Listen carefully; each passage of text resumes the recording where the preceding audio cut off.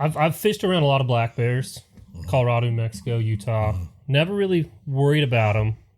I don't know if I was just desensitized or what. But then in Idaho, came across a very fresh grizz track. Yeah. Grizzly's a whole other. The grizz is the biz. I'd made it like 100 yards from my truck, and I was like, and then I start staring at it, and I see the claws are like 2 inches from the pads, and I'm like, that's a grizzly, and I didn't have my bear spray. Welcome to the Bunkhouse Podcast, broadcasting from the confluence of outdoor recreation and nature connectivity. I'm your host, Josh Crumpton, founder of Spoke Hollow Outdoors and the Los Salvaje food truck.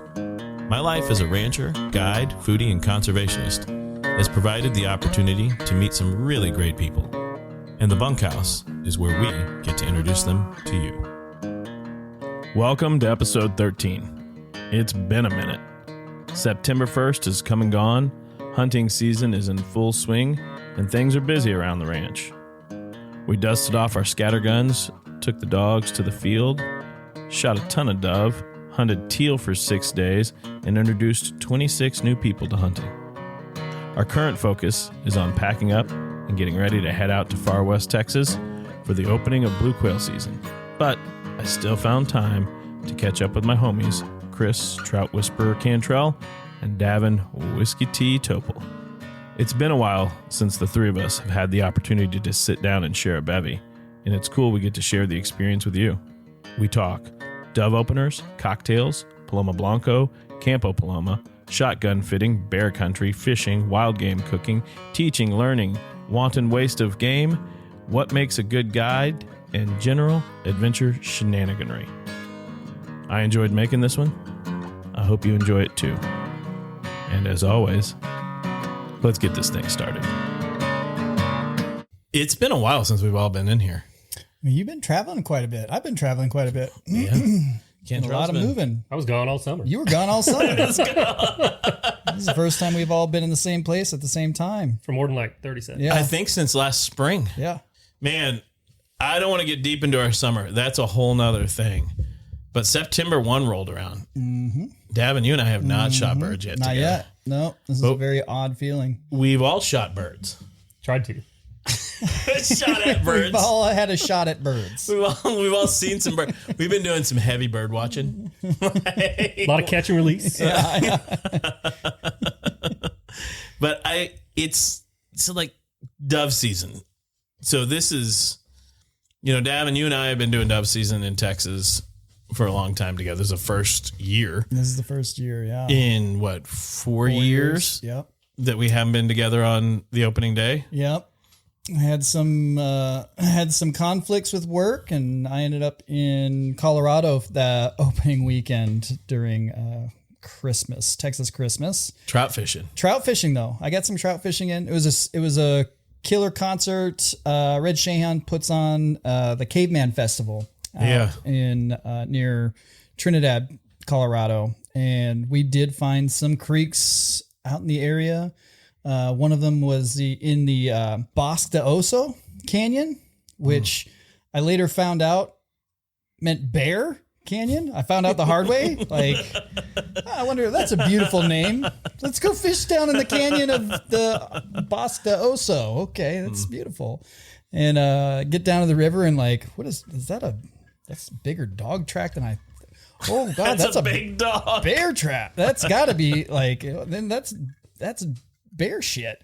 Oh, and there's a bear up in the tree. Did you keep fishing? Yeah, we did. Good job. Yeah. Honestly, we got out the first day and we didn't even realize what was going on. We just, let's go find some fish, and got out the first day, fished for a good 4 hours or something like that, and then headed back to the car. And that's when we saw our first bear on that first day, and realized, oh, wow, we were playing with fire. No, you were playing with bears. We were playing with bears, yeah. And the next day we went back, and I decided, let's go ahead and carry the gun. And that's when we really started looking down at the ground and seeing tracks everywhere, and bear scat everywhere. How did we not notice this the first day? It was kind of set in, oh gosh, we were really in a dangerous place because we were in tall reeds and the willows that grow up near the banks of the river. Yep. And yeah, you wouldn't see them. No, we would have been just face front. Yeah. You had a big old bear track. Yeah, I was Cantrell. You had like a decent bear track encounter while you were fishing. I've fished around a lot of black bears, Colorado, New Mexico, Utah. Never really worried about them.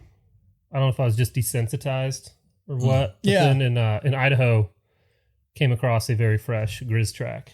Yeah. Grizzly's a whole other. The grizz game. Is the biz. That one, I'd made it like 100 yards from my truck, and I was like, and then I start staring at it, and I see the claws are like 2 inches from the pads, and I'm like, that's a grizzly? And I didn't have my bear spray, and I immediately went and retrieved my bear spray, and I was puckered up. I kept fishing. You had your bear bear agitator with you too, though. I did. Like that's any dog. I had my bait. Yeah. I'm just gonna tell you, dogs in bear country, they don't really mix that well. Yeah. Because the dog will like immediately go, look at this big thing I need to bark at, and then it'll bark at it, and then the bear's like, man, you are a jerk, and he like just takes the dog out, and then he looks over at you and is like, did you bring this asshole to the party? Oh, I'd have been gone. Yeah. I apologized to Bodie the minute I saw it. I was like, sorry, bro. If you guys, I don't want to get too deep into it, but like Yellowstone, the greater Yellowstone area has had, I think it's been like 4 bears shot this year. Yeah, I with saw big game hunters. Recently, Did you guys see there's that? There's a lot of action with attacks, and they needed to de-escalate the attacks. In all the attacks so far, none have been found that the hunter was at fault. But these were aggressive bears or in the area, which is the thing is, so they weren't like throwing up the middle finger at bears from a distance. No. These were all bring it on, bear. All of these have been pretty like close range encounters with bears. The ballistics have shown that they've been close range, and so the hunters have not been found at fault. But if you're out there, my dudes in the western states, please take care while you're out in the woods. Ed Anderson talking to you. Brother Ben over in Bozeman, while you're out there, be careful. But I don't want to get too deep into that because that's a whole nother topic. And we're in Texas, and fortunately, we don't have to worry about grizzlies in Texas. No grizzlies here. Black bear. No. Black bear. But on the wing shooting front, we've all been in different places. You were at Paloma Blanco. Yep. How'd that go this year? That went fantastic. That was a super blast as usual. Always a good time. The pachanga of the year. Yeah. When it comes to dove, good times, good people. It was a lot of fun. Well, we kicked off 2 dove events this year, Campo Paloma here in Central Texas and the one in South Texas, which you'll be at next year. Yeah. Both of them. Going to wrangle you into both. Because you were gone for the first, and then you were just getting back and doing family stuff. But Chris, you were at both. Kinda, yeah. Yeah, well, I guess the first one, not really. The first one, I was present, and then my truck fell apart, which is a whole different thing. But we hunted the San Marcos Fields opening day. And it was awesome. Yeah. And then I was here for the very end of Campo Paloma, kind of the wrap up evening, both nights, and it was awesome. I mean, it was great. We had 270 hunters over the first 3 days of opening season, and we estimate that we shot somewhere around 2,400 to 2,500. I heard there was a lot of birds here. There was a lot more than I had expected for first year. You got it set up earlier this year. You were getting stuff set up, but it exceeded the expectations of what I thought was going to happen. Yeah, it was a banner. I saw a lot of birds leave the property on social media. It was good. It looked awesome. Our dude Mason Lively came out and played. Yeah, that was fun. Evan Leroy was cooking. And did you get some of the barbecue? I did. It was delicious. It was fantastic. Yeah, he's masterful. Did you get to? Because I know you were down at PB on work. Did you get to shoot a little bit? I got to shoot a little bit. I did a lot of cocktailing and stuff like that, getting set up with all hands. And I put together, the Paloma Blanca is John Dunaway's words, a circus. So if you're not bringing the heat, you may as well not show up. So, of course, I brought the heat. I put together kind of a cocktail where I took the top off the all hands, added ice, and then I threw on a cup that had fruit, gummy bears, chamoy, chili lime salt, and then topped it off with the rest of the cocktail and added a straw so that you could drink out of the top of it. And so I did a lot of... It was a fiesta. That's a party. Yeah, that is a serious party. Yeah. But no, so I did get a little bit of shooting in between. Not a lot. It was hot. It was hot. As you know, like it was, I made the mistake of walking a field once and then realized I have to walk back. Like, oh, crap. Yeah. Like, oh, okay. But made it back to some shade and took a break. I got a few birds out of the weekend. It was, I mean, you can't beat it. How was your shooting? We were down there. So we were down there the days, like 5 or 6 days ahead of PB, and we were hunting and at the campo. And how was your shooting? Because you were kind of off down in another area. How'd it go for you down in Brownsville? I had a blast. I shot horribly. Dove are my nemesis, but they're tough. There was a lot of opportunity. It was great. I had a ball. Yeah. I had one day of that as well. I had multiple. Like it was the 12 gauge did not do me well. I switched to the 28 and had a great time, and then I went back to the 12 and shot poorly. And so you were hitting them with the 20 instead of the 28. The 28. Yeah, that Frankie. The 28. The Frankie 28 Frankie was doing great with it, and then I went back to because we ran out of shells, and then went back to the 12 where I had more. And it did not. You just like me. shooting him in the eye. That's all. Well, what was the choke difference? Did you know what chokes you were running? I was running. I looked back on it. I had modified choke in my 12, and then the 28 had an improved up top and a modified below. Were you hitting them on the first shot? Did they improve the more open choke out? It was kind of 50-50. I think after talking to some people that know a lot more about shotguns than I do, like my length of pull matched a lot better on that Frankie. Oh, is the length to pull off? Yeah, it was longer on the. Yeah, 12. I got short arms for my height, so.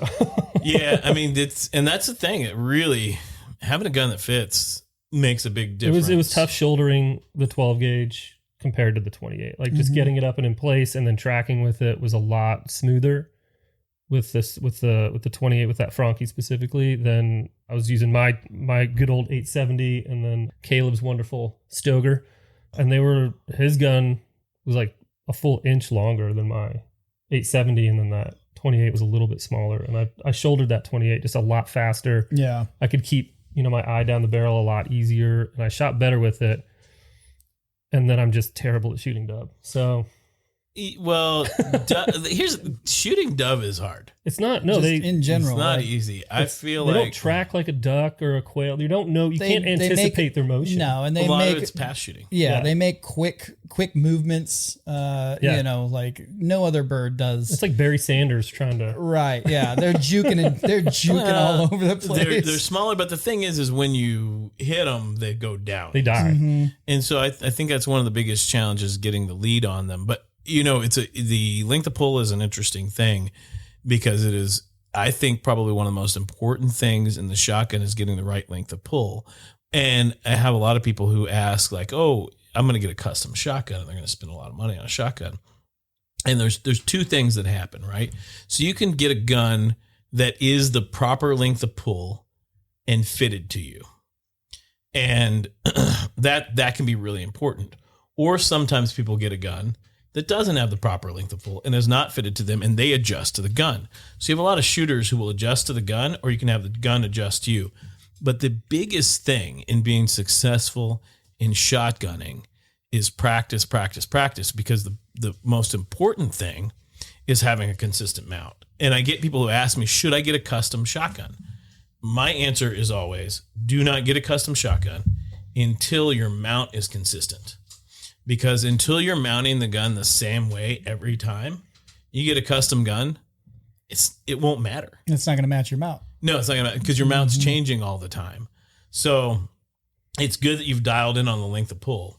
So more importantly than getting a custom fitted stock is to get in the right length of pull and then continue to mount that gun. And clay shooters, my buddies who competitively shoot, they leave their gun in a place they can get to it easily, which I don't recommend. You should probably lock your guns up at all times. But they continually come out and mount their gun several times a day. at their house. Like they're not shooting clays. They just throw that mount up over and over and over, so they get that muscle memory going. It's got to be super intimidating, your neighbor. Yeah, for sure. Like pulling his gun out again. Is it for us? Is it us? I mean, I've been peeping in his window at night all the time. Quick, get down. He's getting his gun. He knows we're watching him. He knows. No, he doesn't. He gets his gun every time we're watching him. You're watching him all the time. Who's really at fault in this situation? Who's the creep? But dove, have you cooked any of your dove that you've shot? No, I have not yet. Yeah. How about you? Oh man, I've figured Cantrell? out. I've had them a few different ways now. Like the poppers, I know that's the classic, but it's a lot of work to not taste a dove.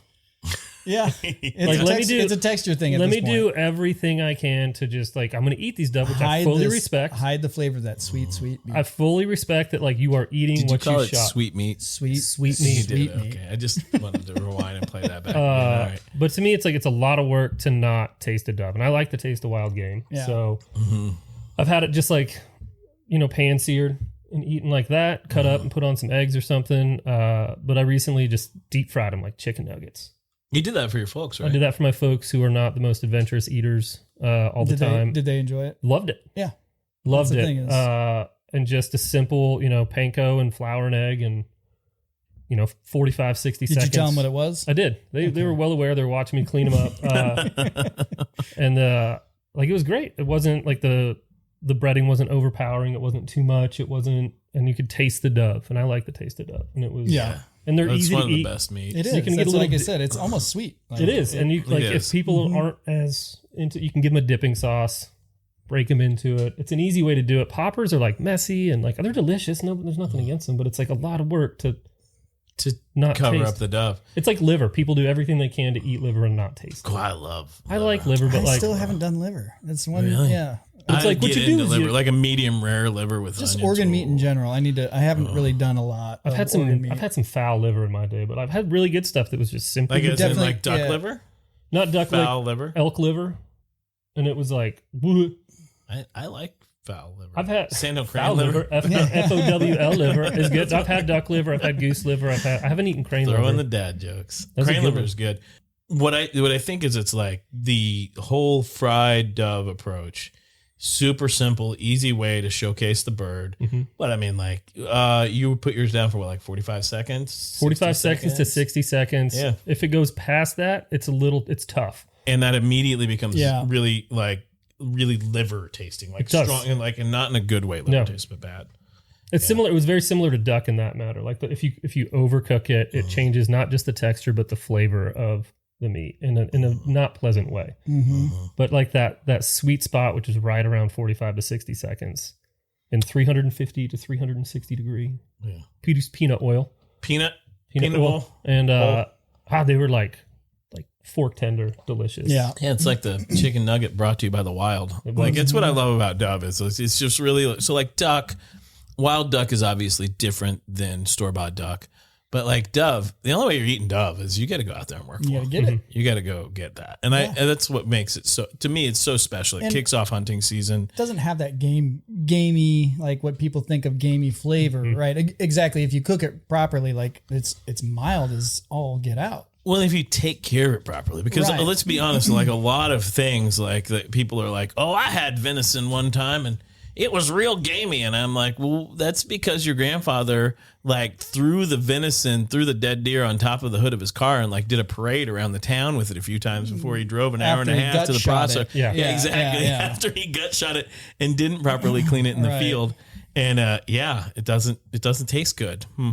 Let me go take that prime rib and let me take your ribeye, your prime grade ribeye and drag it around the ranch in the dirt a few times and then cook it for you and see if you think it tastes good. It's boil it. Maybe leave it out. This ribeye tastes gamey. Yeah. It tastes real gamey. That's because I drug it through the cow pasture. No, I did that on purpose. It's like dry aging, but not. I just drove it around aging. Yeah. I mean, there is definitely, and there is some sentiment. There is a little bit of truth to that. As Michael Pollan points out, people get attached to taste of corn. Yeah. And these are not corn-fed animals, so they're not going to have that corn flavor to them. But the reality is game handled properly and prepared properly should have an amazing taste to it. You can add corn to it. You can, I suppose, if you're in the cooking process. I suppose. Add corn to it. Add cornmeal on the outside of it. On the outside. Use a corn tortilla. So you've done some cool stuff with Dove. Did you do like a ramen with Dove last year? Yeah, I did a ramen Davin? last year. Cooked them medium rare and then just sliced them and used those as that protein with the ramen. Did boil down the bones too for the broth. The stock's the stock. Yep. Mm-hmm. And then added just a couple of basic kind of it was more along the lines of like a pho or a pho. Wherever you're coming from. Pho. Is it pho? It's pho. It's pho. It's pho. I wanted to open a truck. Like this is fair game to anybody listening to this. I wanted to open a pho and barbecue truck and call it Fuck You. But Fuck You with a Q. Fuck You with a Q. Like pho barbecue. Anybody can have that. It's free. Thanks. You're welcome. Like it might You're be welcome. Brisket on some. I searched around. I didn't. You see put it brisket anywhere. on pho. Like, oh my God. Well, that's a classic. It's so, yeah, exactly. Classic. I mean, it is. It's already there. So like, how is somebody not doing Fuck You? Yeah, for seriously. You but like yeah, Fuck You? so I did that.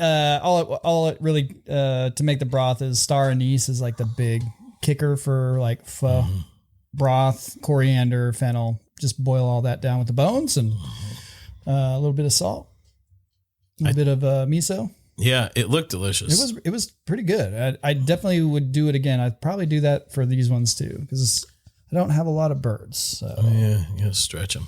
Yeah, gotta make them stretch. Count. That's right. Or come get some more. I could come get some more. You know, for me, if you're not making stock with your Dove carcass, then I think you're totally missing. Which I love spatchcocking them and cooking them skin on, but I also really like breasting them out, taking the breast off, and being able to have that extra meat to make that stock. And I just do it with celery, onion, carrot, just a standard stock. And it is like one of the most delicate, fine.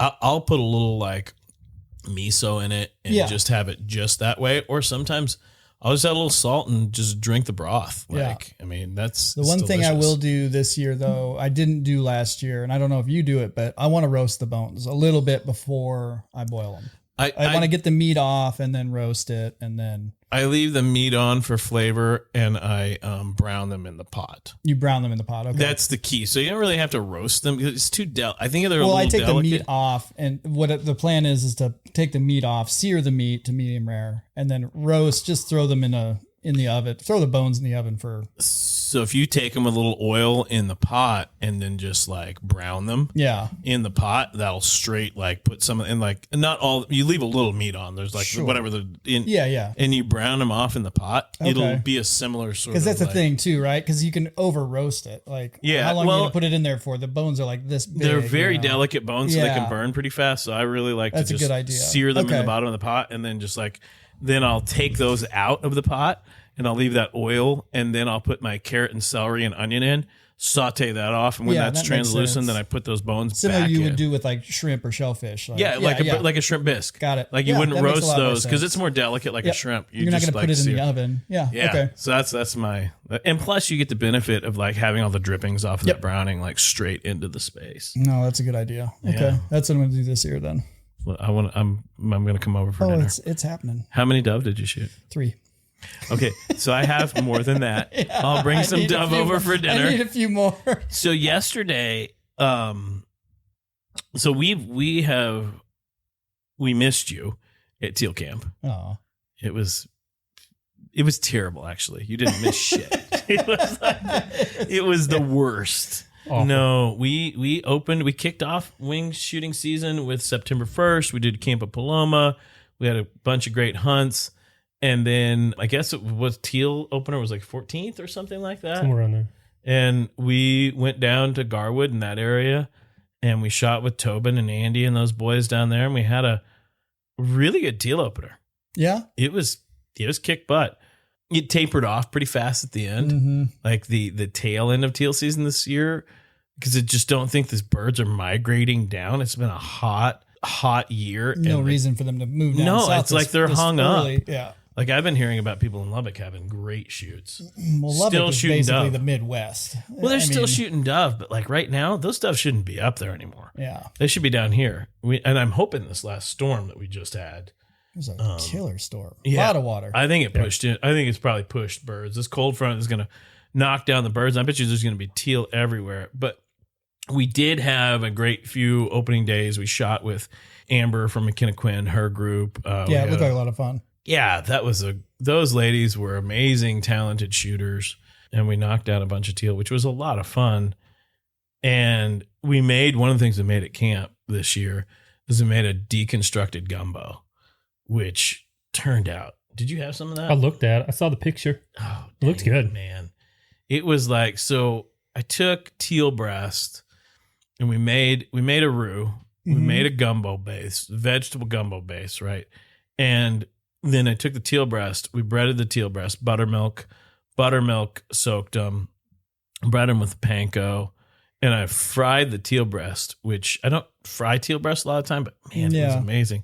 And then sliced that, and we put rice down, put the teal breast on top of the rice, and then on a plate, put the gumbo roux around it. Rice. Okay. Yeah, and then we had a little bit of like I think there was a little sausage involved. I was gonna say, there was like a little sausage involved in the roux, but not too much though. Parsley on top of that, and then serve that with both fried okra and then a sautéed blistered tomato okra with onions, like a salad. Man, it was freaking good. Okay. I ate it like 3 times because we had 3 camps. So I made it 3 times. And I like each time. Cooked at each camp. Yeah. I was in the do kitchen. breakfast, lunch, dinner? Yeah, we did it all. And then Matthew, I'm sure, was involved with the he didn't help at all, to tell you the truth. Yeah. He just sat back taking photos the whole How dare time. I was sweating. No. Matthew worked his ass off. Yeah, He did a really It's a great lot of job. work, though. Yeah. I mean, that's the thing. That's one thing about your hunts and things that when you do, like, you're hands-on, your recipes, your cooking, you're doing the thing. And you and I both love doing that. It's like, if we're not doing that, we are constantly looking in the kitchen. Can we help? I know whenever we go and do things at other lodges, like, I want to do something. Yeah.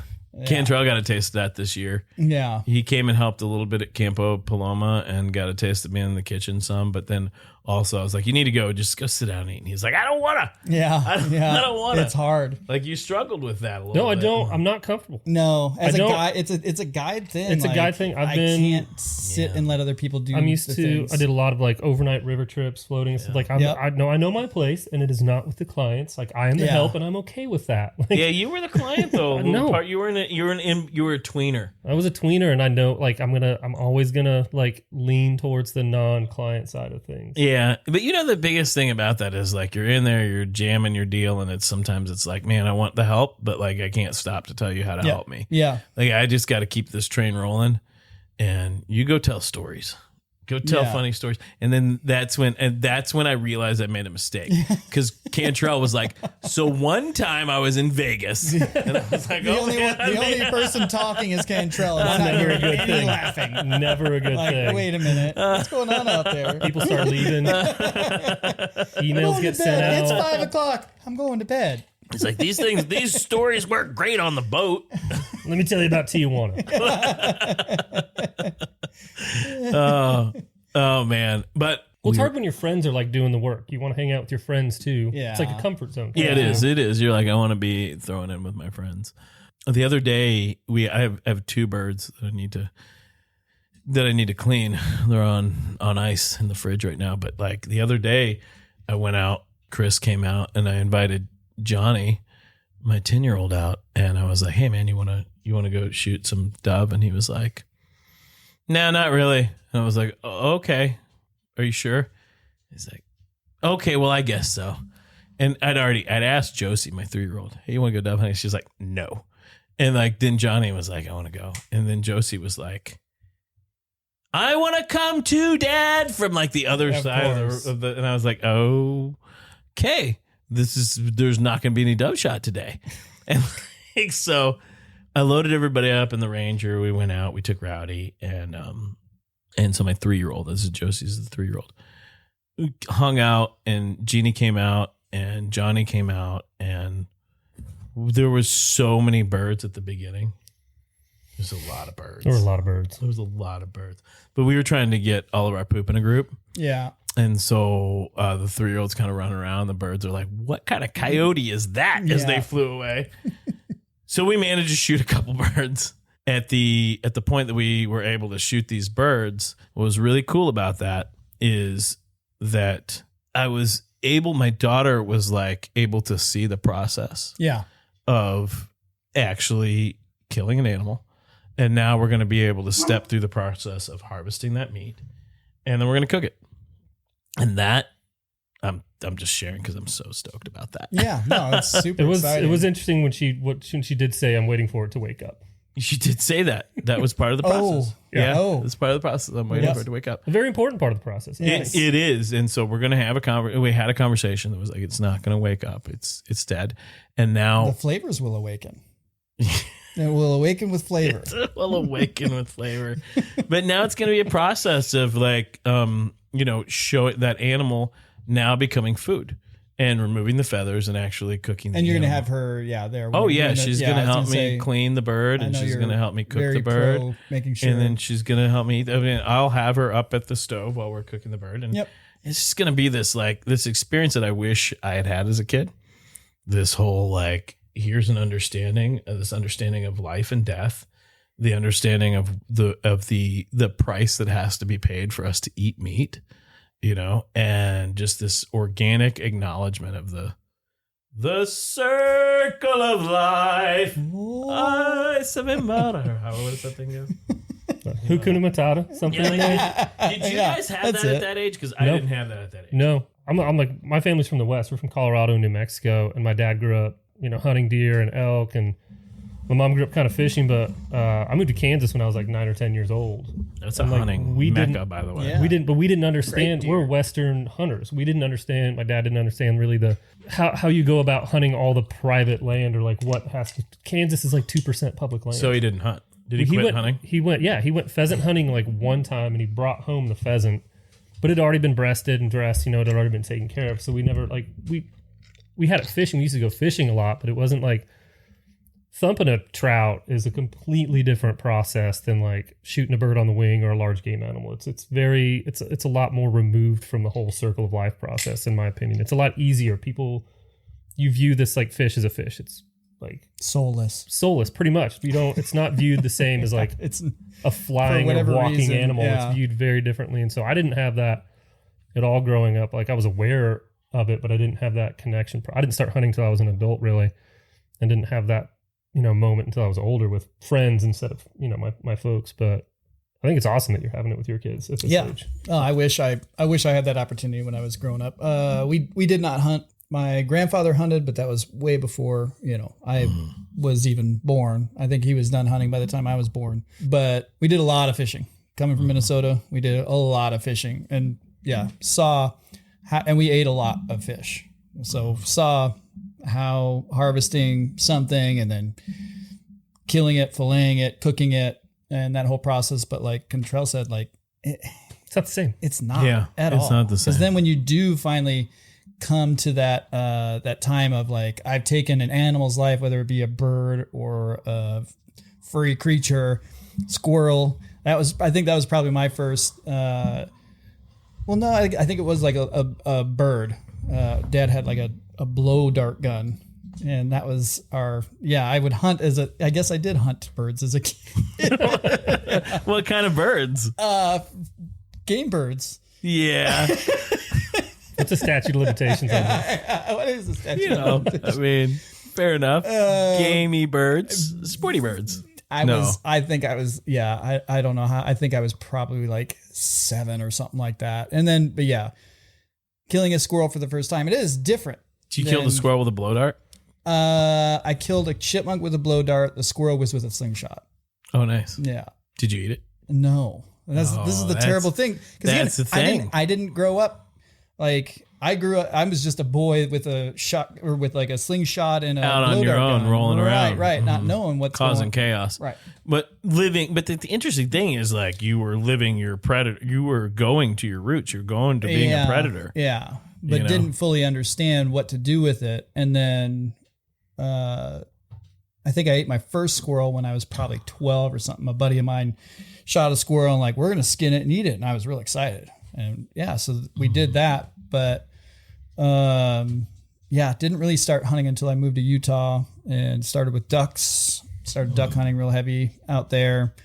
And then didn't take my first big game animal until I moved to Texas. Yeah, we've talked about that on the show before. Yeah. Cantrell's bit with a duck bug lately. Oh, I love ducks. I always have.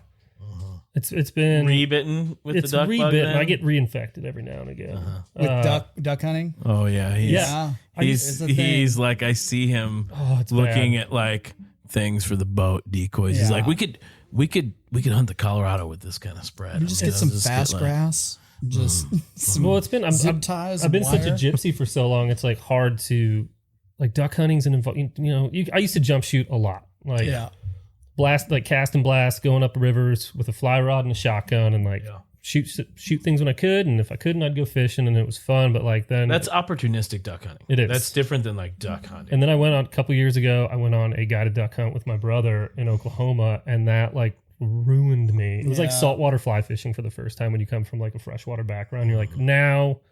Talking to the ducks? Are you kidding me? You can talk to the ducks and tell them to come to you? These like really experienced, awesome guides, like, and like having the whole we're in layout blinds, like coffin blinds, and there's decoys on the ponds. Or we shot a peanut field one afternoon, and like watching these guys that just knew what they were doing. And they're like, "There's 7 gadwall coming in." I'm like, "I can tell you, there's more than 4 birds in the sky." And you're telling me those are gadwall, and they come in, we shoot them, they're gadwall, and I'm like, "This is the coolest shit in the world." Like, I want to do this and get good at this. And then like now I have a boat that can function as this. I have like time and like a little more resources to be able to get into it. And yeah, it's gotten bad. I love duck hunting, calling them in, like, oh yeah. And then they're delicious. They are delicious. They're delicious. So in my duck hunting journey, I got to I sat on a pond this season in early teal season with Rowdy, with my black lab and a call and no guides, and I shot ducks, and it's a feeling, man. It's like that whole duck hunting without a guide. I mean, I shoot upland, and I'm a proficient, I'm proficient upland hunter, maybe more than proficient, some would say, but like ducks have always been this thing that I have tried to not, because I just don't have the bandwidth or the time. So I've tried to like, I'm not going to do it. Well, you're doing We're going to do it. We're going to do it this year. Yeah, it's all in. It's inevitable. Yeah. Ray Penny, G&H decoys, you hear that? We're going to do it. So we need to figure out some decoys down here in Texas. So, well, it's the whole process. It's like the getting up early, the setting up. It's the ritual of everything. It's a very ritualistic process. Dove hunting, it's like, we're going to go sit out in the field, throw up a couple mojos, still a hoot. And you sit there and you're like, I'm going to leave. But like duck hunting is like this intensive process. Like when I was jump shooting a lot and just still killing birds and having fun. But like when I did that hunt with my brother a few years ago in Oklahoma, like I'm with a bunch of people that I don't have a lot in common with. And they're good dudes. I just don't. And I'm like talking to this young guy and I'm like, can I go help? And he's like, what? And I'm like, yeah, can I go? I want to learn this, man. Like we went out and we were hunting a peanut field and we set up like 200 decoys, layout blinds, and like going over the process, and I'm next to him just harassing the piss out of this guy while the ducks are flying. Like, what are you using that call for? What's this all about? I want to learn. And he's like, he was totally cool with it. He's like, nobody asks me this ever. They all just like, get my birds and go. They just want to shoot. And like, I hear all these stories about like, you're out of the blind at 9 a.m. and like, but these guys are out there the day before. They're out there at 3 o'clock. They're out there the weeks before. They're working 20-hour days for you to shoot for 3 hours. About. Yeah. Is how people approach their hunting, experience. Some people have grown up hunting, and that's how they know hunting is just like, I just show up to a field, everything is done, we get our birds and we go. Like, and that person can also say, I started hunting really early. Like, but did you get the experience that, a lot of us are like, coming into hunting in a later time in life and like appreciating what we're getting, so you have several different kind of aspects of people coming into hunting with different, outlooks. Well, I think in Texas specifically, it's one of the challenges that you get in Texas is because of so much private land, because so much of it is guided, so much of the experiences you have here are guided in the state, that people show up as just shooters. I'm just here to pull a trigger. As you move out west, for those Westies that think they're better than everybody, but whatever, that's another conversation for a whole nother show. Westies. But like for those guys, it's like when you hunt public land, typically you're doing it all yourself. So you get a deeper level of engagement. And I think that there is a good place here in Texas where you can have both, where we in the industry can make the concerted effort to make that connection to nature. And that's ultimately what you're talking about. The difference here is getting a deep understanding of the nature that surrounds the species that we're hunting. Like, why do you use this call? How do the ducks respond to that? Why do you set up this spread? Why did we set up near this field? Why is the wind in this direction? And all those answers are like, well, the ducks are going to come in this way because the wind is this way. And we use this call because they think this. And we're on this smart weed because of this. And if you show up to just be a shooter, you're going to miss all that. And to be honest, for me, that's hunting. It's not pulling the trigger. They're shooting and hunting. Yeah, there's shooting and there's hunting. And I think that we here in Texas, the fishing industry and the hunting industry can push ourselves to be better.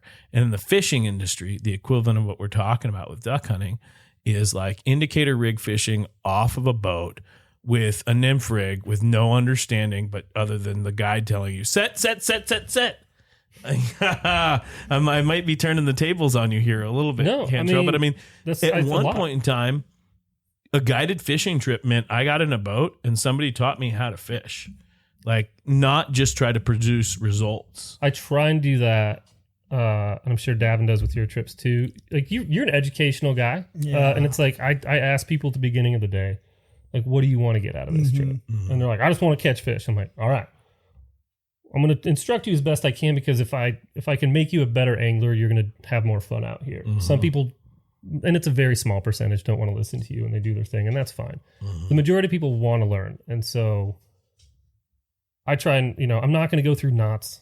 I'm sorry. That's like, but I'll tell you where to go. I'll tell you, give you the resources. Yeah, I'm like, YouTube is phenomenal for knots. Sure, on the boat is not the place to do that. Not the place, but I'm going to one of our fly fishing 101s. That's the place to do it. Here on the ranch, you can learn everything you need to know in those 101s to make you proficient to go out on your own or like improve your skills on a guided trip from there on. But like I try and make it as an educational experience as possible, because I think that's how you're going to have the most fun. And I think fishing, it's a little easier to do that than maybe hunting, because hunting, it's like on and off. It's like, and you never know when it's going to happen. Like you can pull a boat over and be like, well, sit around here for a minute, but like birds can come at any minute, a deer, an elk, or whatever can come at any second. It's usually about that time that you start packing up or start messing with knots. But a lot of it's the downtime in between, right? I mean, so a lot of it is like just not even the knots, because like here's the thing is that still like skill-based, skill level stuff. So what I think is cool is like, tell me about the plants I just rolled by. Tell me about the birds I just saw. Oh, well, that's a kingfisher, and like that's an osprey, and blah blah blah. You have to be, because those downtimes on a boat get real quiet and awkward sometimes. You do. And that's a turn point, is being able to educate people on the nature that they're in. And I think that I feel like Instagram has worked against us a lot. And like I mean, I know some guide companies in the space that like every photo on their feed is of somebody holding a fish. It's a misrepresentation of the activity, and it produces like the worst false expectations of what the whole trip is about. Absolutely. Because it's not why you go out there. And what happens is it sets up guides to be in this space where it's like, I got to produce a fish in this person's hand because they need a fish for their Instagram, because I saw so-and-so who's a big popular person and all of their feed is holding fish. And like, so I'm going to throw a call out, on the 5 people who listen to this show. I'm throwing a call out that like you challenge everybody else that in the fishing and hunting space to show more of the story. Tell more of the story.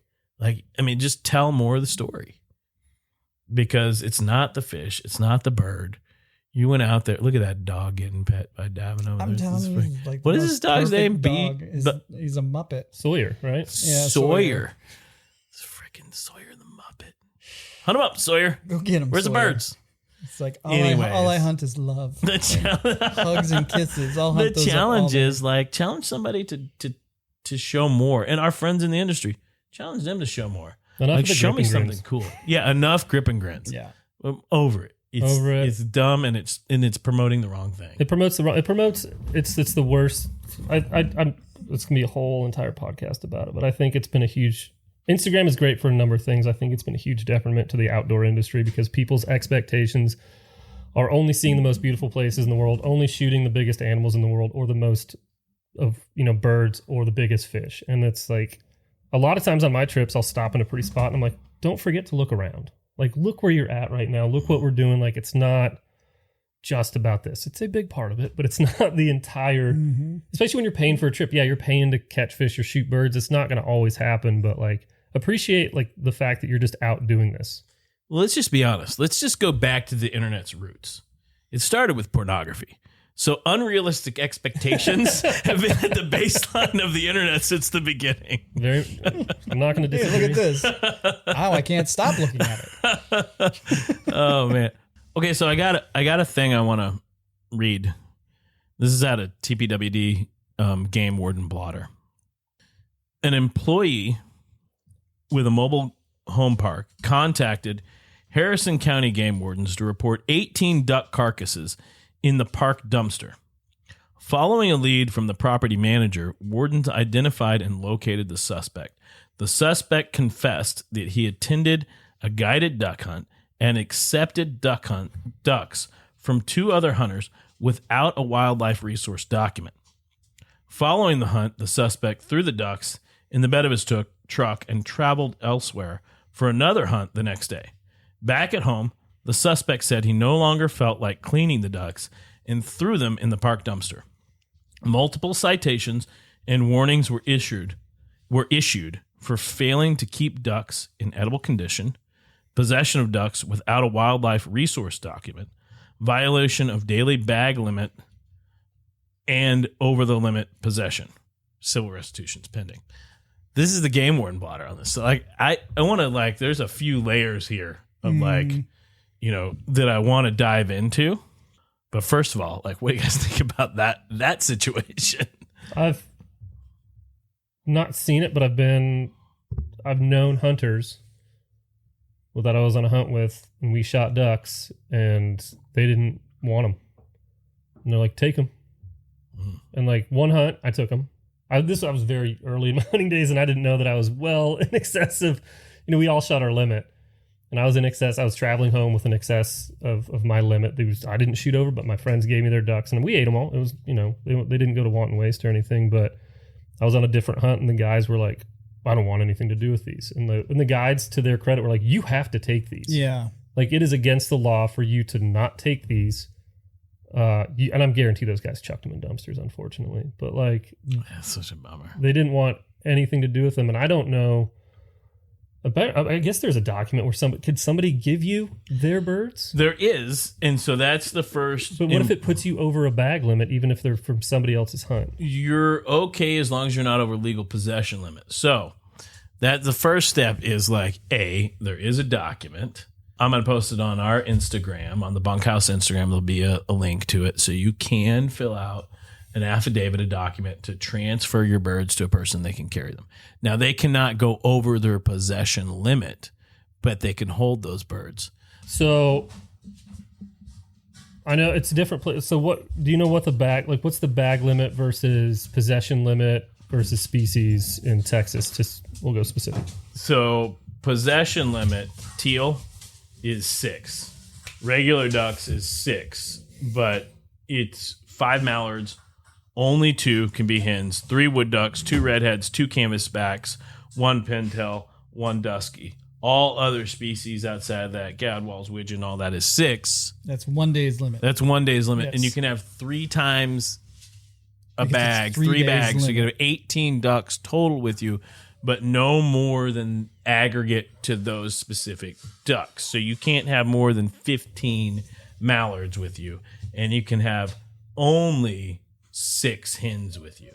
So, I mean, that's where ducks get crazy because you get into those different like species bag limits. But that possession limit, I believe, includes ducks that have been given to you in transit. Yeah. Now, I'm not gonna rule in and like don't call your attorney. I'm not an attorney.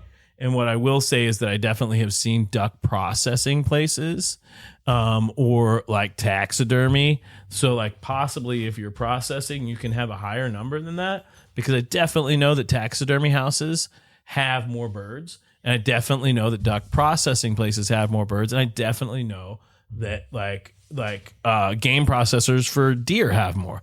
So I think we should get a game warden on the show and like really go through that, because that's where this stuff isn't super clear. You can dig through, and I've dug through the code, and it still doesn't leave you in a place that is super clear, you know? So is it just blind eye, no actual special licensing for these special organizations, or is it just blind eye? I don't know. I'm not going to give the definitive. Right. I default back to a possession limit personally, but as a civilian that is not a taxidermist or is not a game processor, I think that's where you're going to get in trouble. That's going to be the place. I mean, just play it safe and do not accept ducks. Do not give your ducks away if you like that person. Without an affidavit. First, you got to use the affidavit, which you can get on we'll put it on the IG for Bunkhouse. You can go over there and grab that. One of the things that I thought was interesting in this is the waste of game, which is what you were hinting at, is the guy was like, dude, you got to take your ducks and you need to eat your ducks. Those are your ducks. They belong to you. And there's a lot of ethics involved with that. Like, I can't see giving away game that I shot. I'm like, I came out here. I spent money to be here. These ducks are, I mean, by the time you're finished, if you're on a guided hunt, there's some expensive meat. And honestly, by the time you're finished on a DIY, this is some expensive meat. Yeah. If you take the amount of time of scouting into account, and ammo and camo and gas, and that meat is going to be pretty expensive, particularly with birds. Yeah. With an elk, you might get on a better per pound basis, you know, maybe, but like with birds, they're expensive. It was an interesting situation. Like the guides were like, one guide was stoked because we had, you know, it was a group hunt. We had different species of birds. You know, we were having to look and see, you know, making sure nobody was outside of certain limits. And I took one guide and decided, I was like, I want the 6 best eaten ducks in there. And he was What'd like, they give you? The 6 best eaten ducks in there. What he just were they? picked Gadwall and Widgeon, a Lesser Canada. I think that's what I went home with. But some of the guys wanted taxidermy birds, which, you know, no problem I dig there. that. I love a taxidermy. But you know, there were some people that didn't want anything to do with them. But I was like, because we shot so many different species that day, it was incredible. It was awesome. But like, I was like, I want the 6 best eaten birds, and the guys were like, nobody ever asks us these questions. They just like take them home and deal with them. Like, no, I love eating game. Like, I want this to matter. And they like, you know, this dude picked out, and nobody else in the party cared. Like, they were fine with me taking home the best 6. Right. Yeah. I wasn't like, screw you guys, I'm getting the best ones. But like, I was, you know, it was a weird experience being like one of the only people there. Like, really, there was a couple, like 2 or 3 of the 8 of us were like really, really interested in eating the ducks. I would have had some affidavits and been like, I'll take yours. I'll take yours. Wow. Well, I'd say also be careful on those possession limits. You can't have a possession limit on an opening day. You know? No, yeah, you can. If you have an affidavit, you have an affidavit. Yeah, if you collect somebody else's birds. Yeah, absolutely. If you're by yourself, you can't have a 3-day limit on opening day. No, you've busted your bag at that. That's what he's saying. But what I thought was interesting about this was the citation for the violation for failing to keep ducks in edible. That's a fantastic. Yeah. That's a great. I mean, because there's a lot. We could break that down in a lot of ways. Like like for me, edible condition is, man, you let those ducks sit out for 7 hours, they're not edible anymore. But I threw back to the code. I want to read the code from Texas on waste of game and get into that a little bit, because like, so as you start to peel the onion on this stuff, and I'm gonna fall back to none of us are attorneys, and you can't hold us accountable for anything we say here. This is strictly our opinion as we read these things. You know, we are outfitters. We do take people out to these things, but we're going to get into a little bit more esoteric questioning of the code. Like there's definitely ways to live that you know that you're on the right side of the code, but I've got some questions that arose off of this wasted game that I just want to talk through with you guys. It's an offense, Class C misdemeanor. If a person while hunting kills or wounds a game bird or game animal and intentionally or knowingly fails to make reasonable effort to retrieve the animal or bird and include it, this is the key, and include it in the person's daily or seasonal bag limit. It is an offense if a person intentionally takes or possesses a game bird or game animal or fish and intentionally, knowingly, or recklessly, or with criminal negligence fails to keep the edible portions of the bird, animal, or fish in an edible condition. It is a Class A misdemeanor to fail to retrieve or keep an edible condition on a whitetail or mule deer, pronghorn antelope, or desert bighorn sheep hunted without landowner consent from a vehicle, boat, or aircraft on a public road at night or with the aid of a light. What? Oh yeah, let's unpack this whole thing. Whoa! I want to start with the back end of this, right? Yeah, let's go from the back forward. Okay, so the back forward is the shooting light is for a reason. It's a Class A misdemeanor. I'm going to read that again. It's a Class A misdemeanor to fail to retrieve or keep in an edible condition of a whitetail or mule deer, pronghorn antelope, or desert bighorn sheep hunted without landowner consent from a vehicle, boat, or aircraft on a public road at night or with the aid of a light. So you're out poaching. Yeah. You're going to get slapped with a misdemeanor if you don't go in and try to get the animal. So you're doubling down here like you're poaching. So you're already effed. It's crazy that there's code that deals with a poacher and says if you're poaching, it's worse if you don't try to go get the game. Yeah. You're getting a misdemeanor on top of like whatever the I think that's great. Yeah. Yeah. It's like if you're going to shoot it, you better go get it. So you can avoid your Class A misdemeanor on poaching charges if you go get it's some of these laws it's pretty wild, right? Like, but it's clear. That took me like you reading it 3 times to understand it. Yeah. It took me 3 times reading it to understand what I was reading too. That it was basically like if you're a poacher and you shoot something and then like, you just like, you're like, oh, I don't want to go get it. Then we're going to slap you with a Class A misdemeanor. I think it should be bigger than a Class A. Well, that's what I was wondering. Is like, well, if you don't go get it, like a misdemeanor if you do it, and if you don't go get it, like we're talking federal offense. Yeah. I mean, that's as it should be. Now, granted, all of those animals listed, you'll notice in the Texas code is this Class A misdemeanor. It is a Class A misdemeanor to fail to retrieve or keep in an edible condition a whitetail or mule deer, pronghorn antelope, or desert bighorn hunted without landowner consent from a vehicle. But yeah, that's all correct. So we read that correctly. If you are poaching, you're going to get hit with a Class A misdemeanor. Right. But what's interesting to note about this poaching and misdemeanor charge is none of that is on migratory species. So this isn't a federal law. This is a state law.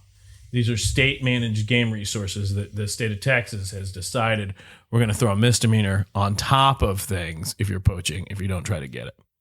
Shouldn't be poaching to begin with. No. I think most states have a wanton waste law. Which is that's what this wasted game. So backing up into this a little bit more, getting into the wasted game a little bit more, this is what I really want to talk about. If a person while hunting kills or wounds a game bird or game animal and intentionally or knowingly fails to make a reasonable effort to retrieve the animal or bird, and there's 2 parts to this, and include it in the person's daily or seasonal bag limit. How do you guys read that? So that means if I say I'm dove hunting and my limit's 15, I think this might have gone further into that. So I shoot, I kill 15 birds, I only recover 10. I made a good effort to recover those 5 though. I didn't find them. I still can't. You need a dog. Yeah. I can't shoot 20. I can't kill 20 because I lost 5 and bring home 15. Yeah. So what's interesting about this? So how do you read that? Yeah, it's basically you have to at least go out, make that reasonable effort to go out and find the birds. If you cannot find the birds, then they still count against your bag limit. They still count against your bag limit. Yeah. So that's the way I perceive and hunt. But I'm going to read this again. So, and like, there's a lot of gray here. Like, what is a reasonable effort? Like, we're using terms like reasonable effort. That is very subjective. Like, what is a reasonable effort? Is it reasonable for me to walk 600 yards across a pond to retrieve a bird on the other side of the pond if I'm 20 years old or if I'm 80 years old? Reasonable effort is now the sliding scale based upon physics. I'm not a lawyer, but I'm just going to point out what I think are some, like, A, you should always try to retrieve all the game that you shoot. B, I always count it towards my bag limit. That's my personal. But reading this code, reasonable is a weird. That's like, what's reasonable? Like, what's reasonable to you can spin it however you want. If you're, if you feel that like you made a reasonable effort by putting the gun down, putting the safety on, putting a gun down, and standing up and looking and saying, "Can't get it." Is that reasonable? I don't know if that's reasonable or not. In your mind, like, well, that's what's weird about this law. Exactly. It's a weird thing about the law. According to who? Yeah. And so the game warden looking at you through the binoculars. Well, that's what it comes down to. Is a lot of it is situational. A lot of it's at the discretion of the game warden. And it's going to be, if it goes to court, it's going to be at the discretion of the said judge. Like, and the game warden's probably going to weigh in. Yeah, the game warden's story, your story. As a judge, I'm ruling that you didn't, right? Like, I'm in ruling of whatever the game warden said. You just stood up and looked and just sat back down and started shooting again. Yeah. That's not okay. We're going to slap you, And yeah. It may come down to that to find out what reasonable is. Well, here's the weird thing about this, but this is why. So at the end of this, like, I've kind of got my cautionary telling what I would default on all this, is that reasonable effort to retrieve the animal and include it in the person's daily or seasonal bag limit. That's not an or included. No, yeah. That's an and. So that implies to me almost that you have to retrieve it. You have to get it. And then include it. So a non-retrieval is not counted towards your bag limit, is the way that I could very easily interpret this, because it's make a reasonable effort to retrieve the animal or bird and include it. Include it. As in the bird that you just retrieved. Yeah. That you reasonably retrieved. Or is it and reasonably attempted or is it and included? I mean, I default on including it. I think everybody should default on I shot, I killed, I know I killed that animal. I know it went down. I am going to notch that off. That is a tag. So if I have 5 deer tags and I didn't recover my deer, that's a tag that's gone. I think that that's the ethical thing to do. Now, we could split the law down any way you want, but I think the ethical, the intention of the law is to make it that only so many animals are killed. Mm-hmm. So if you killed the animal, you should count it. But to me, after reading all of this and looking at it, and the biggest thing is, like, you should have a relationship with your local game warden. Mm-hmm. And these are questions that you should, like, ask your local game warden. And, like, I know that a lot of people are like, oh, Mr. Green Jeans is on the property. Mr. Green Jeans. I've never had a bad encounter with a game warden. Have either of you ever had a bad encounter with a game warden? Oh, here comes Cantrell. Tijuana. I can see him thinking about Tijuana. What can I I'm trying to think. I've encountered a lot of game wardens, and I don't think I've ever really had a negative. No, every game warden I've come across, and you hear this a lot on other platforms, like, if you're honest with them, then they're usually like, great. That's not, like, I've had game wardens approach me and, like, I had a license, I didn't have it on me, and now everything's digital, it's a different deal, but I was like, I don't have it on me, and they're like, give me your driver's license, and they write all the information down, and they're like, if you hear from me, it's not good. That means you messed up. Yeah, right. But if you don't, like, cool, you're good. That's about. But, like, I also try and abide by all the state and local and federal laws and things they put in place. I know people that have, I've seen people get tickets that, tried to sneak by the system, but we had them come out to the Dove Field opening weekend, and they were all very cordial and, very pleasant. And with me, especially, as kind of the steward of the field at that point. And I've never run into like some hot-headed, looking for a score kind of game warden. They're just there to enforce the laws that are on the books. And I feel bad for those guys because I know I've known some that I have had a bad interaction with a game warden. Oh no. Here we go. This was starting off so good. Hold on. I love my game wardens and I've never had any problems. Okay. Maybe it wasn't. There was one game warden in a different state where I was guiding, fly fishing guiding, and he was the rare breed that he checked me and my clients' licenses 3 times in one day. Oh wow. Maybe he was suffering from a little Alzheimer's. He's a young guy. Early onset. Early onset. And he did this to me and other guides multiple times. We were getting complaints at the fly shop I worked at where his interpretation, there was a particular stream that was single hook barbless restrictions on fly fishing. Mm-hmm. He interpreted that as single fly, single. No dry dropper. No dry dropper. That was his interpretation. Mm. And he was threatening fishermen, guides that he was going to write them tickets, take them to jail. I ended up on the phone for like 2 hours with the game and fish department, getting it straightened out to where I got to a person where I could say this is what it is. This is the ruling on this particular situation, and it was you could technically fish 25 flies if you wanted to because that was a trout. That's it. It's single hook barbless fly means that you can have as many single hook barbless flies on a line as you would like. Oh. You may not have a treble hook. Yeah. You may not have a fly with a barb. Oh, okay. But you may have a dry dropper. You may have a nymph rig you can fish, and that's pretty. But this is a good 25 was the limit because that's a trout line. But this is a good. That was the official ruling. Pretty funny to throw a 24. But this is the thing is it's like that's where like this gray interpretation and the rubber meets the road, and like that's where having a relationship with your game warden, if you have a misunderstanding, clearing it up and saying this is my interpretation of the law. If we have a discrepancy, let's get to the bottom of it. Let's figure all of this out. That's I think the bottom line is and game wardens are people too. Yeah. So they're going to be subject to all of the things that anybody is, biased and those sort of stuff. But to me, the game wardens in Texas, their title is conservation officers. Yeah. So their primary function and goal is not to come out and bust people who are trying to adhere to the law, but their goal is to try to use the laws that have been in place to manage the resources in a way that promotes conservation of our resources. And that's their primary function.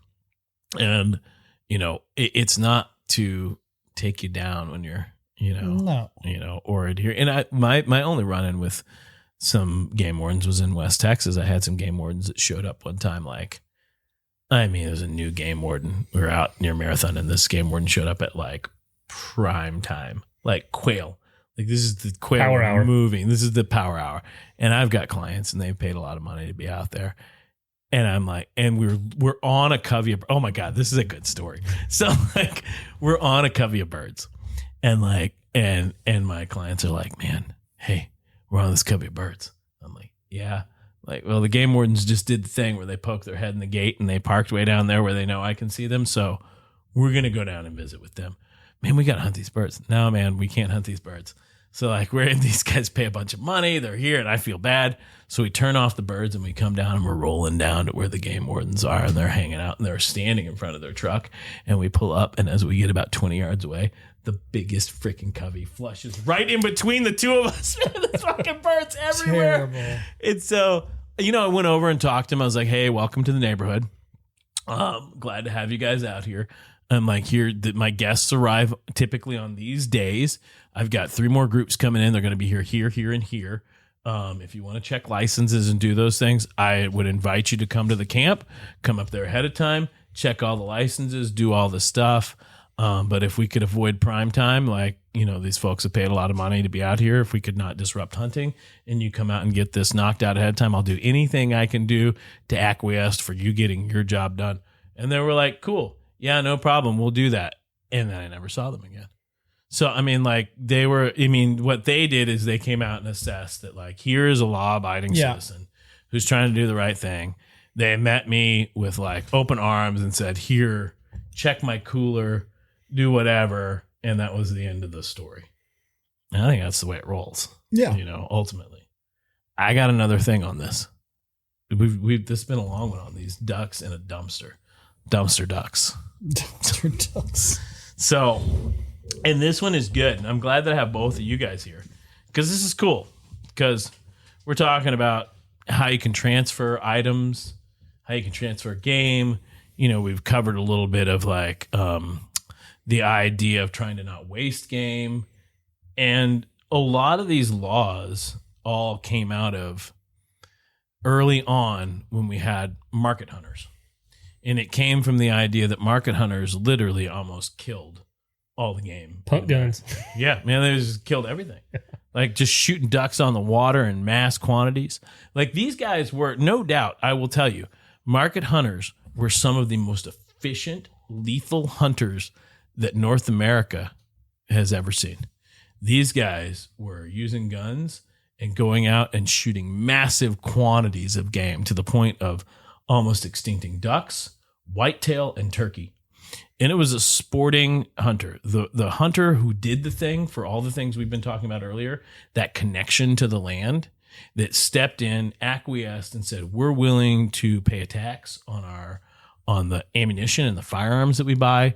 We're willing to contribute to conservation. We're willing to accept bag limits. We're willing to accept a tag system. We're willing to, we, the hunters, the sporting hunters, accepted all these laws ourselves in order to conserve the population and protect the wild spaces. That was before Greenpeace. That was before the Sierra Club. That was before any of those things existed. And what is so cool about that is that initial sporting person, the spirit, is still what's driving conservation today. And that's why we have all these limits. But talking about the sale of animals, here is the law on the sale of inedible wildlife parts. The following inedible wildlife parts may be purchased or sold if lawfully taken or possessed: hide, hair, antlers, bones, horns, skulls, hooves, or sinew of the following game animals: mule deer, white-tailed deer, pronghorn, desert bighorn, sheep, gray or cat squirrels, fox squirrels or red squirrels, javelina, aka the colored peccary, feathered bones or feet of game birds, turkey, pheasant, quail, and chachalaca. Other migratory birds may be used or purchased or sold for making flies, pillows, mattresses, or other similar commercial uses.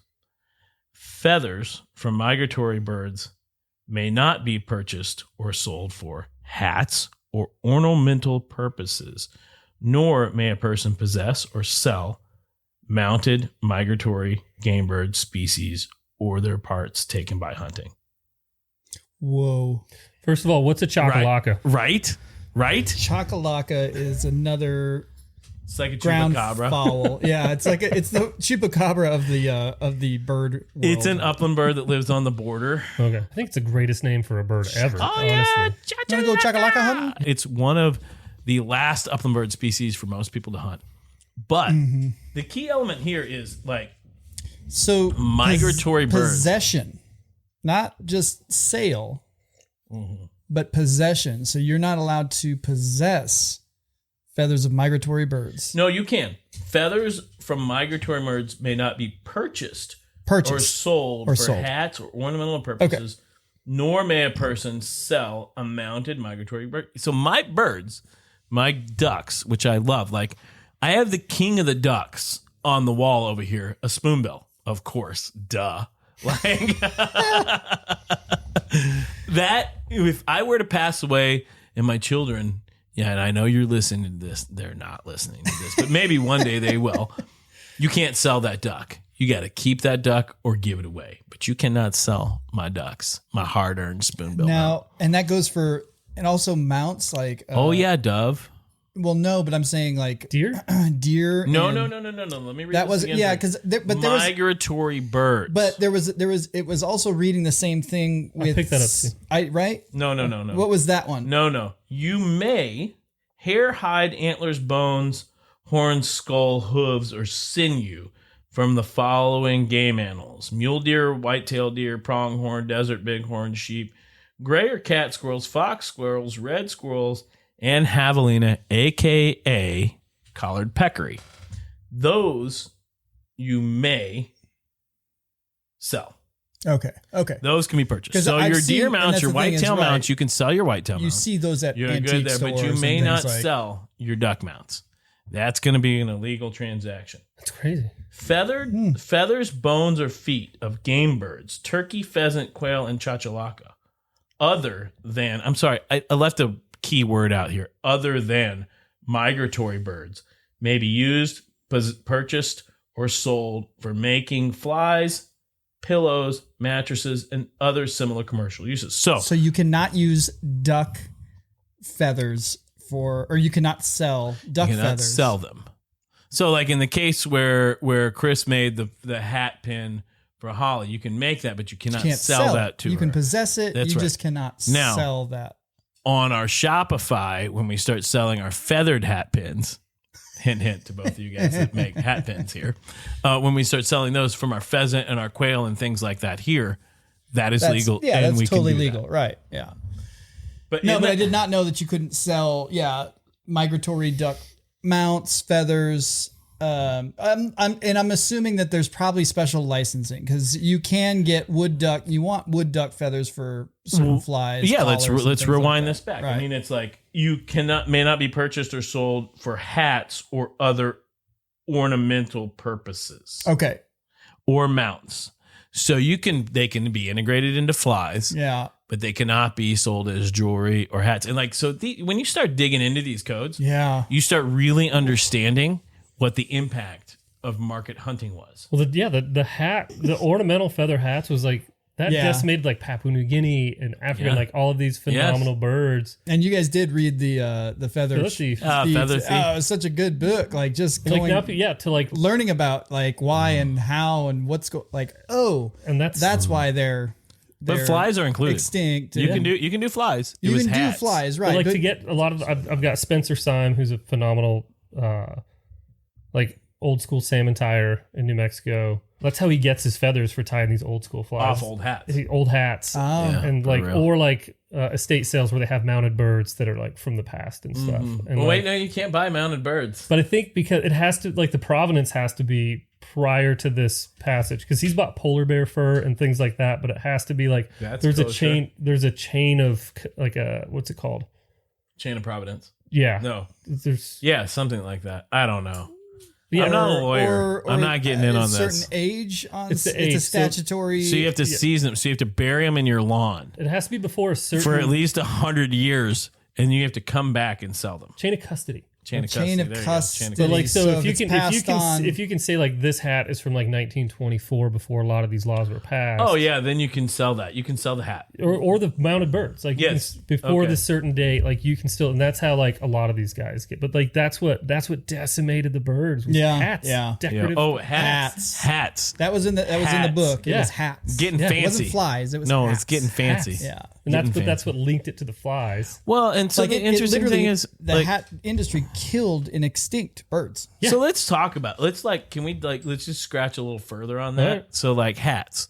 So just here is a thing that was being worn, strictly vanity, beautification, no connection with nature.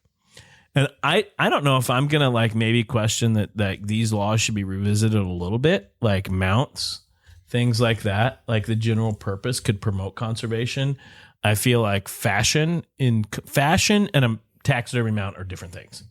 Like a taxidermy mount is something that's going to be sold to somebody who appreciates the species and probably has hopefully bought into the idea of continuing the species. Whereas like somebody on the runway wearing a hat, they don't even care. No. And the problem with this is that like these groups like APETA, those sort of things, they've just lumped everybody in to one thing. Hunters, fashionistas, the whole deal. And I just, I would encourage everybody out there to differentiate ourselves. Like I have mounted birds, not as a fashion statement, but as a reminder of the beauty that nature is. And coming to this late in life, I had a hard time. I looked at taxidermy and was like, that's terrible.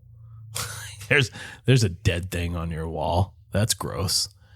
But my perspective has changed so much that when I look at a mount, it's something that allows me to look close at a species that I highly respect and I want to make sure exists on this planet in perpetuity, beyond the human race, hopefully even. I don't know. I mean, like, I want to make sure these species are around. Well, that one will. That Spoonie, again, the king of the ducks. The king of the ducks. What is it, like the best way to preserve a species is to assign it value. Mm-hmm. And so, like, by assigning it value, like either hunting or whatever, that gives that animal value. Yeah. And then that will, like, hunters, as we all know, as hunters and fishermen know, like, contribute more to conservation than any group combined. Absolutely. I look at that, like, beyond assigning value, like before assigning value is giving it a name. And that goes back to sort of what you were talking about with, like, hey, these guys could see like there's 7 gadwalls coming in. Like, I think the baseline for respecting and conserving is when you start naming things. When you're like, that is a weesach, that is a mesquite, that is a cedar, that's an oak, not just a wall of green. When you're like, that's a teal, that's a widgeon, that's a mallard, is you give things names. And that goes down for like everybody. Like when you're like, oh, those are just whatever people. When you're like, that's Bob or Frank or Bill or Ann or, whatever their name is. Like when you give something a name, it assigns a value in your mind. Mm-hmm. And I think that's where it comes back to us as the guides, as the mentors in the space, as the people who people looked at to take them out to do things, to provide people with at the base level when we're rolling down the river. That's an osprey. That's, look at these cypress trees. They're amazing. I love them. Because people you get on the river, they might not even know that everything is gray. Everything is gray. What is everything that? is gray to them. That's a ball cypress. What? And that's what you were doing as a guide out on a duck hunting trip, is you were driving those questions. Yeah. And you were being met with duck hunting guides who said, people don't ask us these they just things. want to go shoot ducks. So our responsibility, I think, is to understand that at the base level, most people don't ask those questions. And it may not be because they don't want to know them. It may be because they're afraid to ask them, because they're afraid to appear ignorant. So our job, and everybody's job. I get a lot of that, especially on the river. People are like, this might sound like a dumb question. Stop saying that. I'm like, stop it's not. saying that. It's I'm like, not at all. I tell them, because like after a while, you're like, it might be. This one might be. Might be, but I'm going to answer it anyway. I will answer it regardless of what you say. But most of the time, it's a very, like, what is that bird? Like, what is that tree? Like, there's a lot of those, like, naturalist questions that, and when I first started coming down to Texas, it took me. I'm like, I have no idea. Like, I just started learning. I can tell you every type of tree, and encounter in Colorado, New Mexico, Utah, where I spent, 20 years. But then I came to Texas and I had to learn, and I was fascinated by it. I'm like, oh, that's a caracara, one of my favorite birds, even though they're weird, but like I love caracars. Seeing one of those was like, I thought that was the coolest thing in the world. I remember seeing mine for the first they're time. Like, it's a Mexican eagle. I'm like, that's awesome. It's a pretty cool bird. And I remember my first time too, guys. Right? Your first caracara? Yeah, that's what it was. Or like one of the coolest ones was the what are those giant herons on the coast? The whooping crane? Blue herons? Whooping cranes. Crane? The whooping Oh, cranes. the not whoopers. herons, cranes. Oh, see, one of those was like, that's magic right there. there. They're super rare. that's as big as me. Yeah. You know who does it really well is a buddy of mine guides Grand Canyon. the company that he works with, they've been doing it for so long. River guides are phenomenal. Oh man, yeah, I did it for a spell in my life. Like I loved it, but you do it so often that you learn so much, and you get this appreciation of teaching the whole time. And again, you get that, as guides, we know people are wondering, like you get that look like they want to ask something, but they're not going to. So what you should do is, again, just like divulge the information before they even ask. Absolutely. And these guides on, it's Colorado River Trail guide service, but my buddy Dewey, he knows everything. And he is not a geologist. He is not an astronomy major. Dewey Decimal. Yes, like Dewey Decimal. Yes, Okay. When you're going down a river trip with this crew, like they are just talking the whole time, because that whole journey down the river, it is just that. It's a journey through time and space that you just look at it like rocks. Like no, you are going a mile deep into the earth and history and what created these layers, and they take it upon themselves to teach you all these things the whole way down. And I didn't know that when I first started working with them, and just to get that was just like, wow, it was pretty amazing. Just like all the history and all the geology, and again, it goes into astronomy and like looking at the stars, because he's just surrounded by that constantly. So we're just going to teach you about this without you even asking. Like, I had no idea. I'm going to spoon feed you it. Well, then that makes people comfortable to start asking questions too. And then it's just like it dominoes into like wonderful conversations and experiences for people to have. And like, that's what we should all, as guides, strive to do and strive to be, is make sure that people know that it's okay to ask questions. And if you don't have questions, I'm just going to spout off some random. I'm going to fill space with facts, right? Yeah. Well, I mean, here's the thing. I'm going to fill the awkwardness in the boat. Just kidding. Honestly, I'm going to take a minute. You said your buddy, Dewey Decimal, in the Grand Canyon. I'm going to take a moment to brag on you guys, and like the reason why I work with you guys, the reason why we're friends, the reason why we're all here is that we all do that. It is ingrained in our DNA. And if you haven't picked up on it in this conversation with these guys, it's who we are. It is not grip and grins. The reality is what we're doing at Spoke Hollow and what everything here is about is connecting you at a deep level to nature and changing the way you perceive the world. And you guys do that so well. And that's not where this podcast started, but that's where it's going to end. And I just want to thank you guys for doing it, and thank everybody for listening, and sign off on that one. Well, thank you, Josh. Chachalaka.